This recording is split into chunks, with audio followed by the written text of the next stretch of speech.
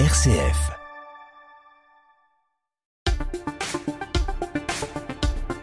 Focus Mag, le magazine du week-end, Christopher Fausten. Bonjour à toutes et à tous, très heureux de vous retrouver pour une émission spéciale et interactive, les dons pour l'Église, à quoi ça sert ? Un sujet essentiel, parfois sensible, souvent méconnu, et pourtant au cœur de la mission quotidienne de nos paroisses, de nos prêtres et de la vie de l'Église. Pendant près d'une heure, nous allons ensemble découvrir comment sont utilisés les dons, pourquoi ils sont indispensables et comment chacun peut contribuer à faire vivre l'Église aujourd'hui. Pour nous en parler et pour en parler pendant ce temps d'échange, nous avons le plaisir et l'honneur de recevoir Monseigneur Franck Javary, évêque de Châlons. Monseigneur, bonjour. Oui, bonjour Christopher, bonjour à tous. Merci d'avoir accepté notre invitation. On est accompagné de plusieurs intervenants avec nous. Steve Henry de Saint-Mémy, ingénieur d'études. Bonjour Steve. Bonjour Christopher, bonjour tout le monde. Accompagné également Christiane Mao, trésorière de la paroisse Saint-Leu du Mont-Aimé dans l'espace missionnaire du Vignoble. Bonjour. Bonjour à tous. Vous êtes de Vertus. Oui, de Vertus. Mais, et en ligne avec nous du côté du Vitria, depuis Vitry-le-François, Philippe Hafner, PDG de Hafner Énergie. Philippe Hafner, bonjour. Bonjour à tous, ravi d'être avec vous. Et merci d'avoir pris ce temps. Je sais que votre agenda est chargé. En tout cas, vous avez trouvé un petit moment pour échanger avec nous. C'est avec un grand plaisir d'échanger avec vous. Tout d'abord, Monseigneur, on va commencer par une question assez simple, assez générale, mais qui vient souvent. À quoi sert l'argent donné à l'Église aujourd'hui ?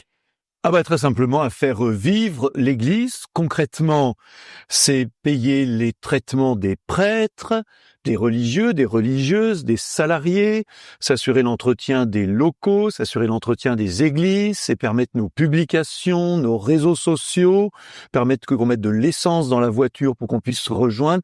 Bref, c'est tout ça. Tout ce que dépense l'Église ne vient que de la poche des fidèles. Combien de prêtres au diocèse de Châlons ? Alors nous avons 33 prêtres, dont 2 sont en maison de retraite, donc il en reste 31. Alors certains sont retraités actifs, d'autres sont en pleine activité. Avec donc répartis sur l'ensemble des espaces missionnaires du diocèse de Châlons. On peut peut-être prendre le temps de les présenter, ces espaces missionnaires ? Alors nous avons 6 espaces missionnaires, nous avons la Brie, nous avons le Vignoble, nous avons Châlons-en-Champagne Nord et Châlons-en-Champagne Sud, nous avons le Perthois et nous avons l'Argonne. Et voilà nos 6 espaces missionnaires et nos 34 paroisses. Alors vous avez présenté il y a quelques instants les différentes missions de l'Église. À quoi sert l'argent dans l'Église ? Vous disiez pour financer les prêtres, les laïcs en mission, les salariés du diocèse, pas seulement les chantiers diocésains. Tout ça, ça représente plusieurs campagnes de dons durant l'année. Oui, bien sûr, on y revient régulièrement. Il y a une campagne de dons en décembre qui s'appelle le sprint fiscal, parce qu'il faut profiter des réductions fiscales avant la fin de l'année. On lance la campagne du denier dès février, puis nous avons aussi des campagnes spécifiques. L'une, par exemple, sur les chantiers diocésains, tout l'investissement dans les bâtiments, et une autre très importante sur la formation de nos séminaristes, puisque nous avons cette année 3 personnes en formation, une de plus que l'an dernier, grâce à Dieu. Mais ça veut dire donc que nous aurons à payer 50% de plus. Voilà. Et donc beaucoup de gens s'imaginent que l'Église est riche, Monseigneur, que notamment parce qu'elle possède un immense patrimoine, mais en réalité, le clergé a très peu de ressources. Comment expliquer ce paradoxe ? Le paradoxe, il est très simple, c'est que les gens voient à la télé les beaux bâtiments, l'église Saint-Pierre au Vatican, nos très grandes églises ici, si on les vendait, peut-être qu'on aurait de l'argent, mais comme on les vend pas, on doit les entretenir. Et en fait, nous avons un patrimoine qui ne nous rapporte pas, qui au contraire nous coûte, et donc les apparences sont trompeuses. Voilà, en fait, l'Église a été riche dans les temps très anciens, dans l'Ancien Régime, mais en 2025, l'Église de France ne roule pas sur l'or. Philippe Hafner, je me tourne vers vous. Vous dirigez une entreprise engagée dans les transitions énergétiques. Vous connaissez bien les enjeux financiers des structures. Vous me disiez en préparant l'émission que ce sujet du financement de l'Église vous touche personnellement. Alors absolument, l'Église, c'est quand même le marqueur central, je dirais, de notre civilisation. En tout cas, je dirais en France et je dirais même au-delà en Europe. Donc pour moi, c'est tout à fait fondamental de permettre à l'Église de subvenir à ses besoins. Ce matin, j'étais avec des clients canadiens et j'étais à Reims et j'ai considéré qu'il était absolument inimaginable de ne pas aller visiter la cathédrale on a, au-delà du patrimoine, c'est quand même les valeurs fondamentales qui nous unissent dans un pays comme la France. C'est quand même des valeurs qui sont construites autour de la chrétienté, et l'Église permet de faire vivre ça, et c'est absolument essentiel de permettre effectivement à l'Église de subvenir à ses besoins. Je dirais effectivement alors j'ai dans ma famille, hein, j'ai plusieurs cousins germains qui sont prêtres et moines, et je sais que c'est pas toujours facile. D'ailleurs, ce sont des personnes qui vouent leur vie avec des revenus qui sont extrêmement modestes, mais il faut bien les assurer, ces revenus, parce que c'est comme une entreprise. Une entreprise a besoin d'avoir des recettes. Ben, l'Église ne peut pas ne pas avoir de recettes. Non, je vous en prie, vous êtes donc particulièrement, on peut le dire, sensible. Oh oui, j'entends combien ce que dit Monseigneur. Effectivement, quand on pense, ce patrimoine, il est magnifique, mais c'est un patrimoine qui est coûteux, et effectivement, il est absolument hors de question de vendre des églises pour en tirer effectivement des ressources, parce que l'église, c'est quelque part, c'est le véhicule qui permet à l'église de perpétrer, c'est précisément la foi. Alors, je suis maladroit dans mes mots, hein, mais je pense que vous m'aurez compris. Alors, on le disait, vous êtes particulièrement sensible à la question des vocations et du soutien matériel de l'Église. Quel regard, Philippe Hafner, portez-vous sur le financement actuel de l'Église ? Je regrette il n'y ait pas un engagement plus fort parce que l'État apporte énormément de subventions, de soutien, donc et effectivement c'est aux citoyens et aux entreprises d'apporter cette contribution, et je pense qu'il est fondamental de véhiculer ce message pour rappeler qu'effectivement l'Église a absolument besoin de ressources, et ces ressources sont notamment financières, et c'est quelque chose de vital, c'est quelque chose de tout à fait essentiel. Un rôle religieux et sociétal fondamental, vous me disiez en amont de cette émission, Philippe Hafner. On est quand même touché par ces propos, Monseigneur, les propos de Philippe Hafner, ce côté, le rôle que porte l'Église au quotidien. On essaye, dans tous les cas, on essaye vraiment d'être présence de Dieu, et c'est vrai qu'il faut bien comprendre que l'argent, il sert d'une part à entretenir ce qui existe, mais si on en avait davantage, avec un peu plus de générosité, on pourrait aussi investir. On pourrait, par exemple, aussi salarier quelqu'un spécialement pour le monde des jeunes. Je parle ici du diocèse de Châlons. On pourrait aussi investir davantage dans la communication. Donc, je dirais, il y a nos frais courants, mais il y a aussi ce qu'on voudrait développer. Je donne un exemple très concret. Pour la cathédrale Saint-Étienne de Châlons, qui est magnifique, nous avons l'intention de créer un très beau livre, un très beau livret. C'est un certain investissement. Si on a très peu d'argent, on hésite à le faire. Si les fidèles sont un peu plus généreux, qu'on a un peu plus de marge de manœuvre, on irait plus volontiers dans des projets d'investissement. Alors, selon vous, Philippe Hafner, comment garantir que l'Église, avec ce patrimoine considérable et parfois coûteux, puisse continuer à assumer son rôle spirituel mais aussi social ? Déjà, le mot garantir, que c'est un mot dangereux, parce que justement c'est ça le sujet, c'est qu'il n'y a pas de garantie, et c'est face à cet enjeu qu'il faut savoir se prémunir, parce que si c'était garanti, ce serait plus simple. Et donc, je pense que ce type d'émission permet précisément de rappeler cette nécessité absolument vitale pour l'Église et pour son fonctionnement, et effectivement pour véhiculer toute la spiritualité. Donc, c'est par ces actions, c'est par ces rappels, et je pense qu'il est très important de ne pas en faire un sujet tabou. Il faut le dire clairement. L'Église a absolument besoin de ressources financières, parce que malheureusement il n'y a pas grand-chose de gratuit, et c'est la générosité, effectivement, comme vous le dit Monseigneur, des fidèles, mais pas que des fidèles, hein, je pense également aux entreprises, et donc là ça fait partie effectivement des impératifs, parce que on a quand même absolument besoin effectivement de ce ciment, parce que pour moi l'Église est un véritable ciment. Au-delà de la foi, c'est un ciment essentiel à notre civilisation. Monseigneur, est-ce que l'Église peut entretenir seule ce patrimoine ? Faut bien distinguer. Rappelons évidemment que tout le patrimoine, les églises d'avant 1905 est propriété des communes, mais nous avons un large patrimoine qui nous appartient, qui est entièrement à notre charge. Je peux pas demander de l'argent à la mairie de Châlons pour entretenir, par exemple, l'évêché où nous nous trouvons de Châlons. Ça, c'est entièrement à notre charge, c'est la loi. En tout cas, Philippe Maffner, merci beaucoup d'avoir pris ce temps aujourd'hui sur RCF. Je sais que vous avez un planning chargé. On va donc vous libérer. On vous souhaite une bonne continuation. C'est avec plaisir. Et en tout cas, je me tiens à votre disposition et je vous souhaite beaucoup de courage et de bonnes choses pour les années à venir et les décennies à venir. Merci. Merci Philippe Haffner, PDG de Haffner Énergie du côté du Perthois. Et à très bientôt sur RCF. Merci. Je vous propose qu'on se retrouve dans quelques minutes afin de respirer dans cette émission spéciale Focus Max sur RCF Cœur de Champagne. On se retrouve juste après Glorious. Glorious et son titre, c'est Noël sur la Terre. Très bon week-end à tous. La joie de Noël que nous vous chantons, que nous vous chantons. C'est l'amour éternel dans chaque maison, dans chaque maison. Entends le chant des anges, c'est Noël sur la terre, c'est Noël dans le ciel, c'est Noël dans les cœurs. Nous vous souhaitons un joyeux Noël sur la terre, c'est Noël dans le ciel. C'est Noël dans les cœurs. Nous vous souhaitons un joyeux Noël. C'est la paix de Noël que nous vous chantons, que nous vous chantons.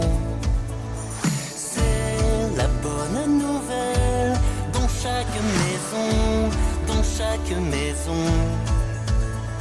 Entends le chant des anges, c'est Noël sur la terre, c'est Noël dans le ciel, c'est Noël dans les cœurs. Nous vous souhaitons un joyeux Noël sur la terre, c'est Noël dans le ciel. C'est Noël dans les cœurs. Nous vous souhaitons un joyeux Noël. Un joyeux Noël.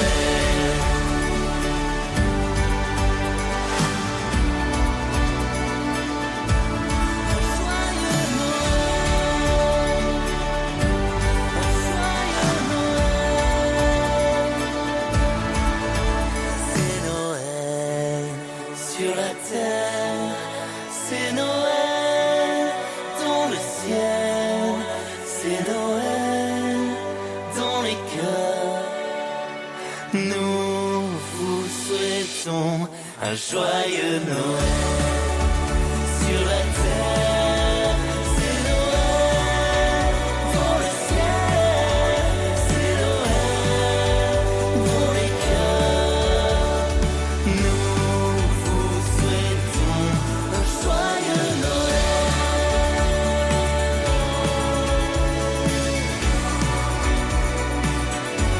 Un joyeux Noël. Nous vous souhaitons un joyeux Noël. Nous vous souhaitons un joyeux Noël. C'est Noël sur la Terre du groupe Glorious sur RCF Cœur de Champagne. Très bon week-end. Merci d'être avec nous et de votre fidélité à l'écoute du magazine du week-end, le Focus Mag, comme chaque samedi sur les ondes FM de RCF Cœur de Champagne. Nous poursuivons cette émission spéciale autour des dons pour l'Église. À quoi ça sert? En présence de Monseigneur Franck Javary et de nos deux invités qui sont encore avec nous, Steve Henry et Christiane Mahou. RCF Focus Mag, Christopher Fausten.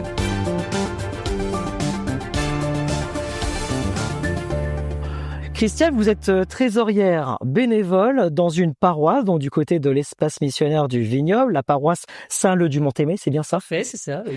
Vous viviez donc le terrain au quotidien. Oui. Vous avez plusieurs questions très concrètes à poser à Monseigneur. La première concerne notamment le côté quête en ligne, quête numérique. Voilà. Moi, j'aimerais savoir de quel dispositif on dispose, comment ça s'orchestre exactement. parce que ça me paraît un petit peu difficile dans nos paroisses de passer à ce système. Alors, j'aimerais quelques explications pratiques, on va dire. Monseigneur? Voilà, je crois que nous parlons de ce qu'on appelle la quête numérique. La quête numérique, c'est un petit boîtier qui s'appelle le SumUp que vous trouvez chez vos commerçants tous les jours, en particulier sur les marchés parce que c'est un système mobile. Eh ben, il permet tout simplement de contribuer à la quête du dimanche par une carte bleue sans contact. Il y a un boîtier, des montants sont proposés, vous tapez par exemple 2, 5, 10, voilà, vous tapez et votre quête se fait sans argent liquide. Alors ce système, nous le développons pour une raison extrêmement simple, c'est que de plus en plus de gens, et pas seulement des gens jeunes, n'ont plus d'argent liquide sur eux. Et voilà, c'est la seule raison. Et les gens sont contents de contribuer à la quête de cette manière-là. Deuxième raison, il faut le dire, c'est que du coup, on donne ce qu'on veut exactement. Voilà, moi si j'ai un billet de 20 € dans ma poche et que j'ai envie de donner 2-3 €, je vais peut-être pas donner mon billet de 20. Avec la carte bleue, je donne toujours le montant que je souhaite. Alors je comprends que ça change un petit peu les habitudes. Il faut tout de suite dire que bien sûr, nous ne supprimons pas du tout la quête classique avec l'argent liquide. Nous ajoutons un deuxième moyen qui permet de contribuer, en particulier quand même pour des générations plus jeunes qui, je le répète, n'ont pas d'argent liquide sur eux. Et ce système fonctionne bien, Monseigneur? Mais oui, tout à fait. Alors, on le met en place progressivement, il faut s'y accoutumer. Maintenant, la plupart des paroisses sont équipées. Je crois qu'il faut faire un peu de pédagogie aussi. Il faut expliquer aux fidèles, voilà, qu'un système ne remplace pas l'autre. Il faut aussi qu'il s'insère, je dirais, de manière assez fluide dans la liturgie. On n'y passe pas trop de temps, il y a des ajustements là-dessus. Mais vraiment, je l'ai vécu dans d'autres paroisses. Au bout d'un an, si on le fait régulièrement, les fidèles ont compris, ça se passe très bien, ça se passe sereinement. Et je pense que là, notre ami trésorier va être aussi intéressé. En fait, ça augmente la contribution des fidèles par le seul fait qu'on a un autre moyen de contribuer. Là, les statistiques sont très claires. Dans mon ancienne paroisse, je rappelle qu'avant d'être évêque, j'ai été curé, la quête numérique a permis de faire progresser la quête de la paroisse de 20%. Par le seul fait de l'ajout d'un nouveau moyen. Donc, on y va progressivement, on est tout à fait conscient qu'il ne faut pas se précipiter, mais c'est une direction qui est nécessaire. Donc on y va progressivement, c'est ce que remarquait Steve, que pour l'instant, toutes les paroisses ne sont pas encore équipées. On peut dire ça comme ça? Oui, tout à fait. Du coup, je suis sur la paroisse de Saint-Mémy et on a constaté que malheureusement, le boîtier n'est pas encore arrivé sur la paroisse. Et donc, c'est vrai que c'est une forte attente, comme vous l'avez souligné, d'un public un peu plus jeune qui n'a pas eu l'habitude d'avoir de la monnaie pour aller à la messe le dimanche. Et je rejoins tout à fait Monseigneur sur le fait que ça ne peut que faire progresser la collecte dans les quêtes le dimanche. Alors Steve, il faut pas hésiter à tirer la manche de votre prêtre référent ou de votre curé en disant « Mais père, je voudrais pouvoir contribuer plus facilement. Où est le boîtier SumUp ?» Tout ça est en train d'arriver. Je pense que dans un an, toutes les paroisses seront équipées comme il convient. Il y a eu des petits bugs aussi, des petites mises au point. Voilà. Mais voilà, ça fait maintenant partie du paysage, c'est pas du tout une nouveauté. Je pense que facilement plus de la moitié des paroisses de France sont maintenant équipées de systèmes de quête numérique. Mais on a senti depuis votre arrivée au diocèse de Châlons que c'est quand même quelque chose que vous avez voulu mettre en place assez rapidement, plus ou moins, parce que c'est essentiel. Alors c'était déjà dans le tuyau, oui. Il se trouve que ça a été inauguré le jour de mon ordination à la cathédrale. Donc je répète, c'est pas moi qui ai dit qu'il fallait le faire absolument, c'était déjà en cours. Oui, bien sûr, voilà, moi j'ai vu le bénéfice que ça apporte, et puis il suffit d'écouter un peu autour de soi. D'ailleurs, je voudrais dire aussi que ce ne sont pas que les personnes jeunes. Vous savez qu'avec le Covid, même des personnes âgées ont pris l'habitude de payer leur baguette avec une carte bleue sans contact. Voilà, donc c'est pas une question de seulement d'âge, même si je comprends bien que des gens restent attachés à l'argent liquide. Liberté, sainte liberté, que chacun puisse contribuer avec le moyen qui lui convient le mieux. Christiane, il y a un autre sujet important que vous souhaiteriez aborder, c'est le denier d'église. Oui, le denier d'église, parce que je me rends compte quand même dans nos églises, faut bien le dire, il y a beaucoup de têtes blanches. Ce sont elles qui donnent au denier de l'église. Oui. Alors, comment faire pour sensibiliser la jeunesse, en fait? Le reste, ils ne participent pas actuellement. C'est une énorme question. Évidemment, la moyenne d'âge de donateurs, c'est logique, est élevée. Donc l'enjeu vital, c'est de pouvoir renouveler, voilà, que des donateurs plus jeunes puissent y contribuer. Alors on y réfléchit beaucoup au niveau de l'évêché. Il y a un peu deux pistes très simples. La première, en fait, faut pas penser que les gens savent de quoi il s'agit. Voilà, donc il faut continuer à l'expliquer. Deuxièmement, il faut l'expliquer bien sûr à travers nos messes, à travers nos rencontres, mais pour les plus jeunes aussi à travers d'autres moyens de communication, en particulier les réseaux sociaux. Donc nous expérimentons cette année des vidéos. On espère qu'elles vont un peu buzzer, comme on dit. Nous voulons aussi passer par WhatsApp, nous voulons aussi passer par des groupes pour toucher, allez, globalement, je dirais, des 25-40 ans qui sont membres de l'Église. Mais le réflexe, l'habitude, le pli du denier, même parfois le simple fait de savoir que ça existe, est pas encore arrivé. Voilà. Et puis peut-être aussi, dans certaines paroisses, on va tester cette année, qu'on puisse contribuer au denier à la fin de la messe, toujours avec le fameux boîtier Sum Up, sans faire de chèque, sans mettre un timbre, sans mettre une enveloppe. Plein de gens n'ont plus de chéquier, plus d'enveloppe, plus de timbre. Donc, il faut qu'ils puissent contribuer au denier par des moyens plus directs et plus simples, qui d'ailleurs vont leur faciliter la vie, et puis, on l'espère, mettre en route une génération de renouvellement. Et puis, on imagine que cette quête numérique va permettre aussi d'accentuer un peu l'aspect pédagogique, justement, de l'importance de donner pour l'Église à travers les célébrations du dimanche. Voilà, je pense que c'est aussi le rôle, des intendants, aussi des prêtres, aussi de l'équipe pastorale, par des messages courts, faut pas barber les gens à la fin de la messe, de redire quand même en quelques mots l'importance du denier, à quoi ça sert, peut-être pas pour les anciens qui ont déjà entendu ça 10 fois, 15 fois, 20 fois, mais il y a quand même des nouvelles têtes dans nos églises. Pas autant qu'on le souhaiterait, mais quand même, et de plus en plus, il faut s'adresser à eux en priorité. Et puis, il y a un cas très concret que rencontrent beaucoup de paroisses, Christiane, c'est l'offrande des familles lors des obsèques. Ah oui, c'est un problème un petit peu personnel, je l'ai évoqué ici.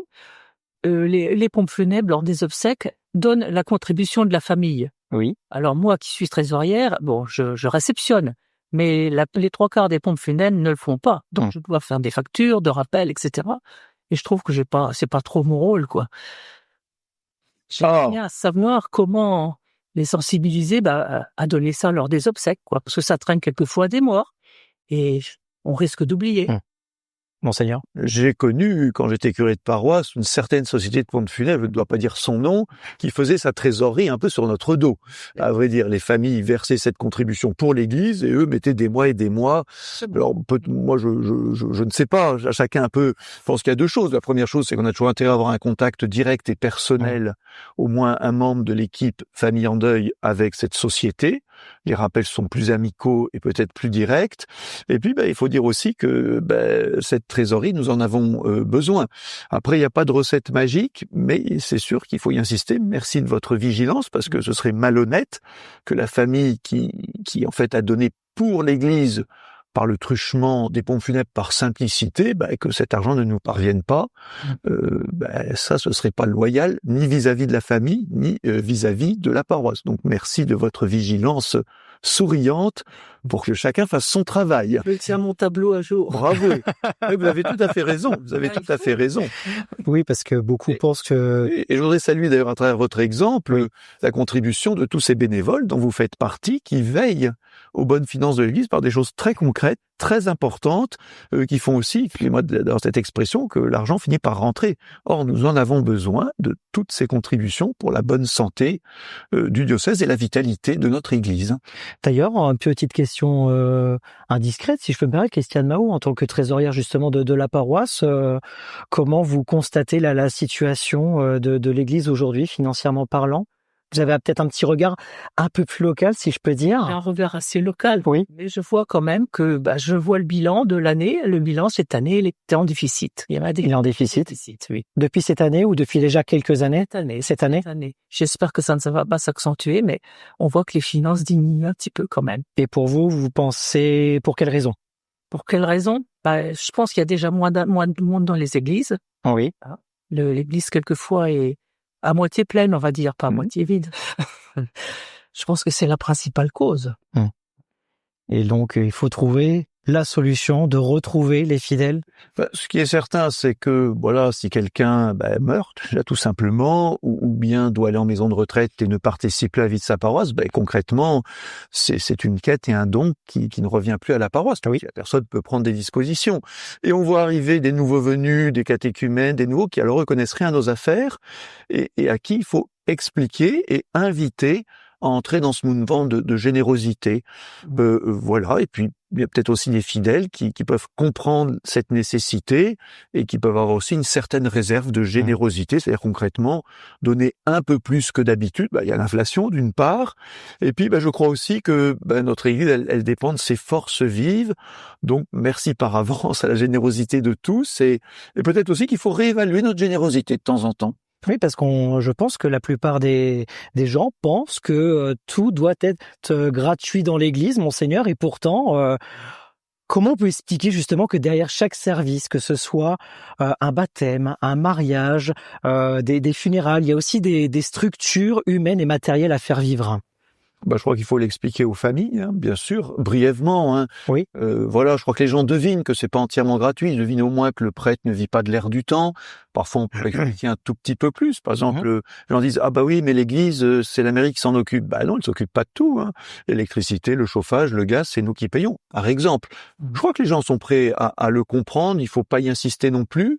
Mais c'est vrai qu'en même temps, l'Évangile, c'est gratuit. Je donne un petit exemple. Nos adultes qui se préparent au baptême, nous avons pris l'habitude de ne pas leur demander d'argent avant le baptême. Les dons de Dieu sont gratuits.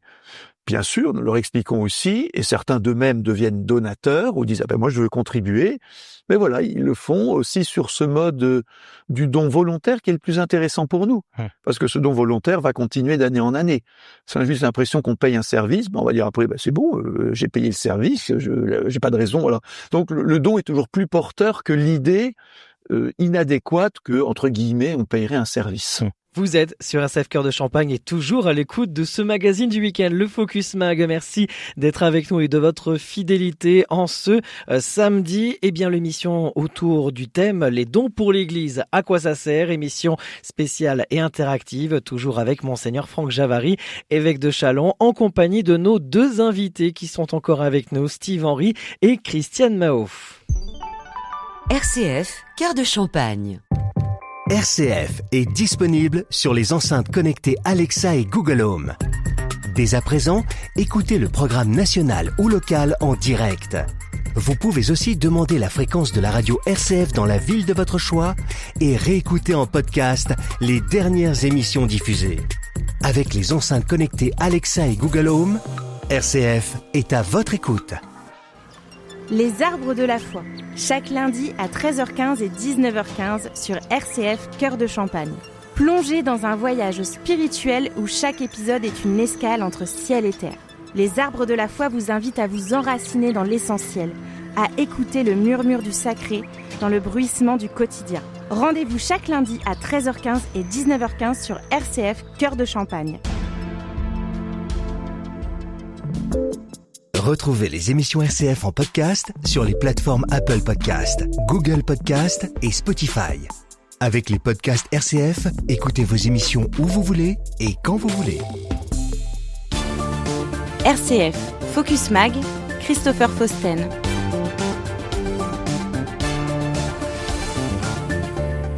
Steve Henry, vous n'êtes ni trésorier, ni chef d'entreprise, mais un fidèle engagé, ingénieur d'études, on le disait en introduction, et aussi président d'association.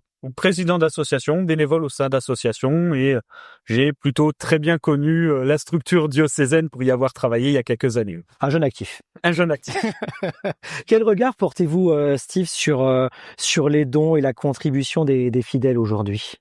Alors mon regard, il est simple, il a été déjà prononcé par tous nos témoignages, c'est qu'aujourd'hui le don pour l'Église est quelque chose d'essentiel pour la faire vivre, et puis c'est aussi une manière de vivre aussi sa foi. Le don, alors on peut avoir du don de temps, on peut avoir du don d'argent du coup, de ce qu'on parle aujourd'hui, et c'est quelque chose qui est une contribution de soi à la mission de l'Église. C'est renoncer un petit peu à petit confort en disant, ben cet argent-là, au lieu peut-être d'aller me faire mon McDonald's du vendredi soir, cet argent-là, il sera peut-être mieux utilisé si ce McDo, je le donne en don à la quête, voilà. Et donc c'est réfléchir à la finalité, finalité de ce don. Et c'est ce que disait Monseigneur en début d'émission. En gros, ce qui est important, je pense, pour les donateurs, c'est de savoir cette finalité, de savoir que en fait, si on a envie de faire vivre l'Église, ça veut dire qu'il faut, par rapport à nos enfants, les emmener au catéchisme. Mais du coup, le catéchisme, même si ce ne sont pas des salariés, c'est des bénévoles qui le font, ça demande quand même des moyens financiers parce que c'est dans des salles de paroisse, donc il y a des moyens. Et donc de dire si on veut que nos enfants découvrent et rencontrent le Christ, nos dons sont une manière de les permettre d'y accéder à cette rencontre. Et ça sur beaucoup de domaines. Je me souviens que par exemple, alors ça remonte à des années et des années en arrière, mais quand j'étais servant d'hôtel, la quête qui marchait le mieux dans l'année, c'était la quête sur le chauffage de l'église. Ah oui, c'est du chauffage. Mais c'était une quête, elle était identifiée dans l'année, les gens savaient que ça leur permettrait de venir à la messe, de pas être obligé d'être avec le gros blouson à la messe, d'avoir une température, et c'était toujours la messe qui marchait du tonnerre à l'époque. Alors, je sais pas si c'est encore... il y a des paroisses qui continuent à faire la quête du chauffage. Mais voilà, en tout cas... Il faut continuer, en tout cas. Ce que vous dites est vrai, c'est qu'elle est très concrète. Alors, on peut pas le faire non plus absolument sur tout, sinon on va faire la quête pour les vêtements du prêtre, on va faire pour l'essence du... Mais de fait, c'est utile aussi de rappeler que c'est une boucle courte. L'argent que donnent les paroissiens, l'essentiel va en fait revenir à leur paroisse. Une part, bien sûr, sert à ce qui est commun. L'évêché, les services communs. Voilà, donc c'est vraiment donné pour sa communauté, comme, j'ai envie de dire, on dépense de l'argent pour sa famille. Voilà, c'est la même chose. Si vous voulez rajouter quelque chose. Et donc, je pense que c'est vraiment cette finalité qu'il faut expliquer et d'avoir cette pédagogie, et l'émission d'aujourd'hui y contribue, d'avoir cette pédagogie en disant que l'argent qu'on donne à l'Église ne disparaît pas dans une grosse masse abstraite et que, comme vient de le dire Monseigneur, il y a une retombée directe pour la communauté. Alors vous disiez tout à l'heure, Steve, le côté quête numérique qui est encore en démarrage dans notre diocèse, qui est en cours de déploiement dans les différentes paroisses. Est-ce que vous constatez d'autres problématiques selon vous, quelque chose qui ne fonctionnerait pas? Des problématiques, non, c'est peut-être en utilisant les réseaux sociaux ou des vecteurs un peu plus, où on va retrouver un peu plus les jeunes et justement une tranche d'âge un peu plus jeune que la moyenne d'âge des donateurs, ça va être de vraiment faire de la pédagogie. C'est ce que vous expliquiez tout à l'heure pour le denier de l'Église.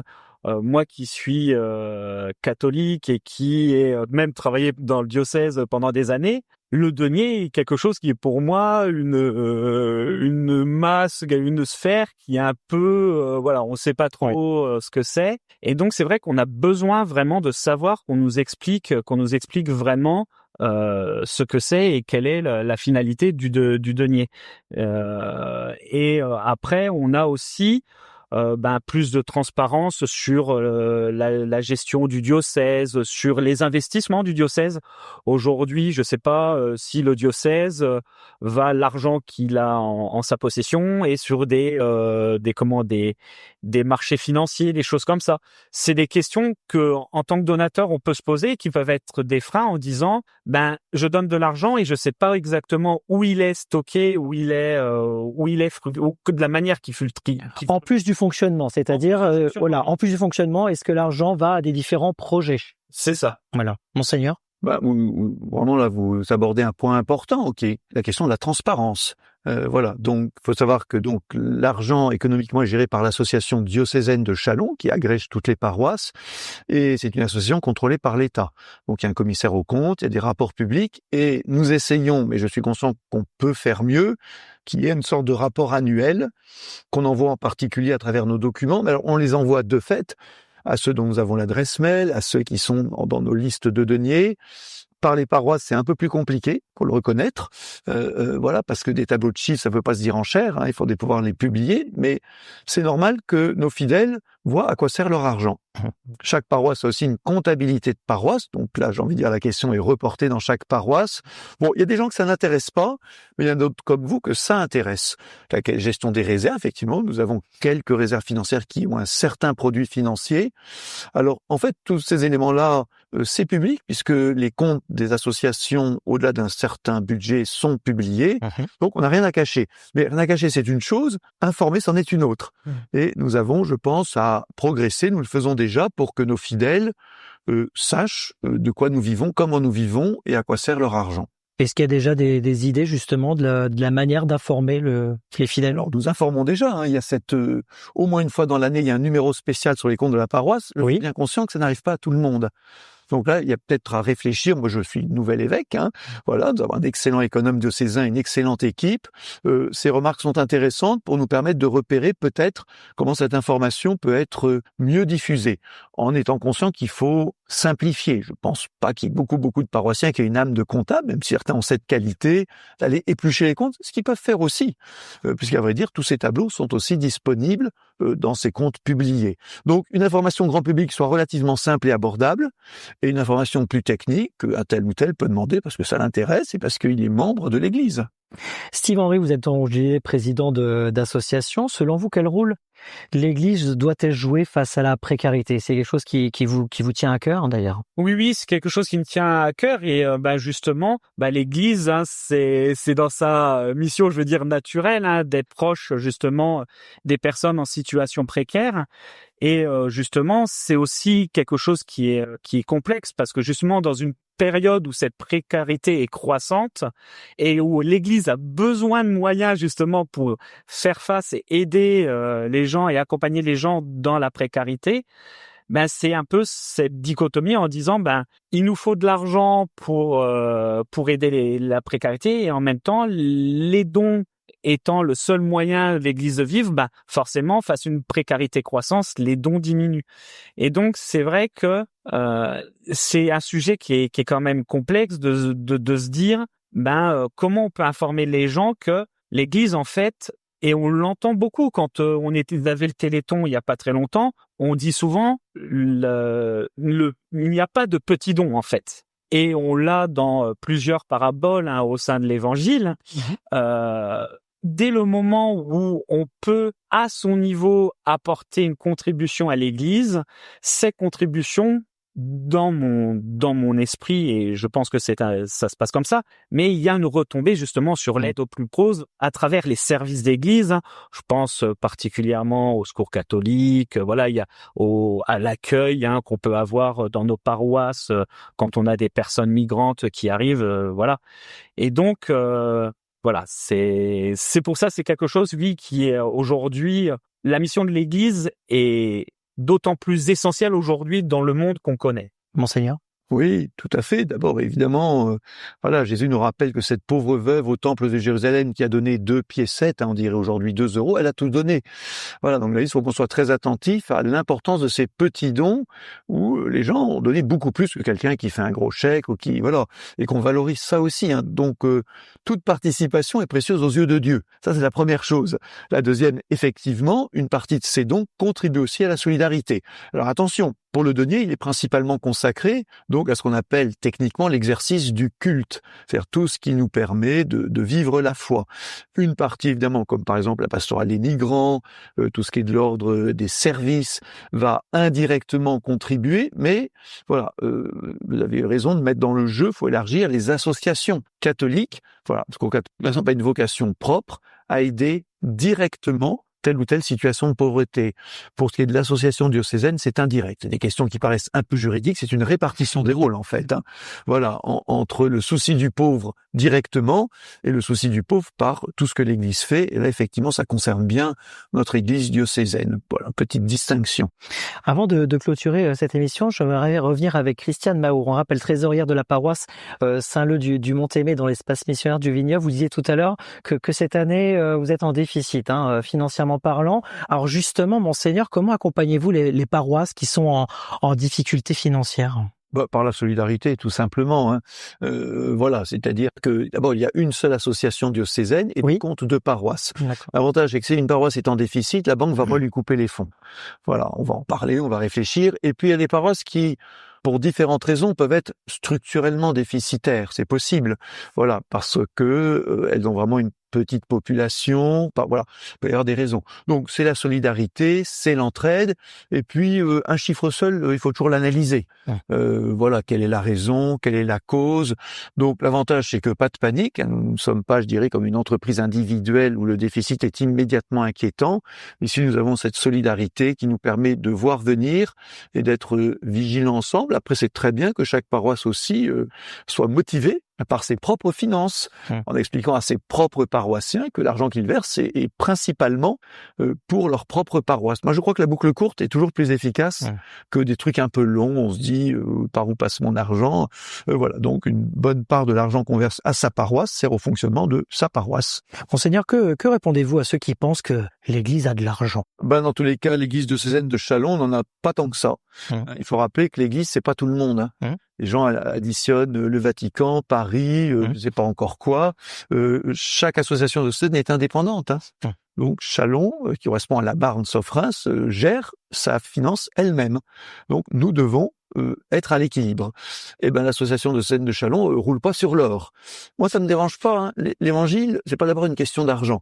Ceci dit, attention, dans ce contexte effectivement d'une situation économique qui n'est pas exceptionnelle, moi j'appelle beaucoup à la vigilance et à la générosité des fidèles. Je m'y investis pour pas qu'on se retrouve avec le couteau sous la gorge. Nous n'avons pas le couteau sous la gorge, mais soyons vigilants. Notre situation n'est pas florissante. S'il y a de l'argent dans l'église, il est pas chez nous. Voilà, faudra me dire où il est, puis j'irai quêter chez l'évêque en question, mais il n'est pas à Châlons. Voilà. Avant de conclure, je vous propose qu'on fasse un tour de table, si je peux me permettre. Chacun en 1 minute de répondre à cette question, à votre opinion. Quel message souhaitez-vous adresser aux auditeurs pour expliquer pourquoi les dons à l'Église sont essentiels? On va commencer avec vous, Christiane Mao. C'est moi qui vais commencer. Honneur aux dames. Oui, bien sûr, merci. Oui, effectivement, les dons sont essentiels dans l'Église, mais il faut pas non plus faut pas trop focaliser là-dessus. Moi, je parlais du déficit de notre paroisse. C'est comptablement parlant. Vous savez qu'on a quand même quelques réserves. On n'est pas à la mendicité, On va pas faire appel au diocèse tout de suite. Non, ça va bien. Et pour faire passer le message, écoutez, il faut toujours accueillir les gens avec le sourire, parler facilement d'église, avec son cœur, et puis c'est tout. Moi, je trouve que c'est une façon d'aborder les gens. Pas avec des grands mots ni avec des chiffres, qu'on les fera venir. Il faut rester simple et humble. Rester simple et humble, Steve Henry. Pour ma part, c'est comme on le rappelait il y a quelques minutes, c'est qu'en fait, il n'y a pas de petits dons. La plus petite contribution est déjà une contribution et est déjà importante aux yeux de l'Église, mais aussi aux yeux de Dieu. Et je pense que ce qui est important pour que l'Église puisse continuer sa mission, sa belle mission, c'est de continuer toujours d'avoir cette pédagogie sur la finalité de cet argent et sur cet aspect qu'on évoquait juste avant des circuits courts. Monseigneur? Je dirais que l'argent ne doit pas être une obsession, parce qu'on fait pas, la religion, c'est pas pour l'argent. L'argent, c'est qu'un moyen. Mais l'argent ne doit pas non plus être un tabou. Voilà, donc on peut en parler sereinement, librement, voilà. Et donc, je remercie tous les fidèles de leur générosité. Je merci aussi de tenir compte de l'inflation. Voilà, si la générosité peut aussi s'adapter, ce sera toujours bienvenu. Et puis peut-être si vous-même n'avez pas encore eu l'occasion de faire ce fameux versement annuel, c'est ça le denier. C'est un don plus important qui est essentiel pour nos finances. Je vous invite à franchir le pas, voilà, par votre paroisse ou aussi sur Internet directement en allant sur le site du diocèse avec votre carte bleue. Ça se fait très simplement et on vous en est par avance reconnaissant. D'ailleurs, Monseigneur, vous parlez d'inflation. On voit que par rapport à ce contexte actuel, l'actualité, c'est quelque chose qui joue beaucoup aussi par rapport aux dons. Forcément, les dons baissent par rapport aux moyens que nous avons aujourd'hui. Non, les dons ne baissent pas forcément. Ils ne baissent pas. Ils ont plutôt. C'est les donateurs qui diminuent. Alors, on a un combat pour maintenir le nombre de donateurs. Ça, c'est un vrai enjeu. Oui. Mais nous constatons que la générosité des donateurs est plutôt en augmentation et je m'en réjouis. C'est-à-dire que les gens comprennent vraiment que c'est eux qui portent l'église, qui peuvent pas attendre le voisin ou la voisine. Voilà. Mais il y a un vrai combat sur le rajeunissement, l'appel de nouveaux donateurs. Et tout ça se fait progressivement grâce au travail de tous. Et voilà. Et moi, j'ai tout à fait confiance, dans la générosité de tous. Merci à toutes et à tous d'avoir participé à cette émission, pour vos témoignages, vos questions, vos interrogations. Merci, Monseigneur, d'avoir accepté cet exercice. Merci, cher Christopher, d'aborder ce sujet de manière détendue et dans une discussion très enrichissante. Merci également à Jawed Saoudik et Maël Voisin pour la réalisation de cette émission et la mise en place de ce très beau plateau ici à l'évêché de Châlons. Et on remercie à nos auditeurs d'avoir participé et d'avoir suivi cette émission. On rappelle que la campagne du denier continue, ce n'est pas fini. Il y a un site internet, le site du diocèse, chalon.catholique.fr, ou directement le site de la campagne, jedonne.chalon-catholique.fr pour avoir plus de renseignements et donc faire continuer la mission de l'église locale. Merci à toutes et à tous, très belle journée à chacun et à très bientôt sur RCF. Merci à vous.